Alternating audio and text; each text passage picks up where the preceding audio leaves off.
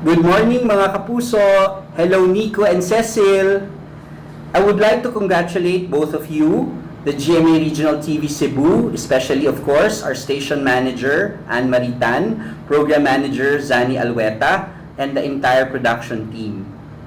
Mga kapuso, ito pong enhanced community quarantine has forced us apart physically, but it has also brought our families and communities together in ways we could never imagine.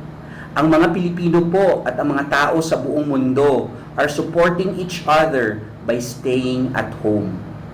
Nananatili po tayong optimistic and continue po natin ang ating misyon to instill hope and inspiration among our viewers through our local programs.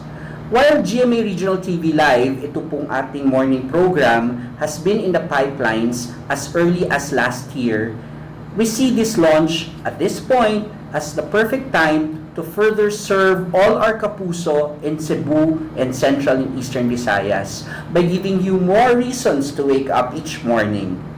Makaasa po kayo na ang GMA Network at GMA Regional TV ay patuloy ang pagiging buong puso para sa Pilipino sa bawat sulok ng Pilipinas, lalo na po dyan sa Cebu.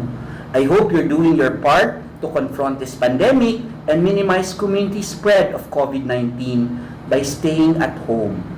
Ingat kayo dyan sa Cebu. Magandang umaga, mga kapuso!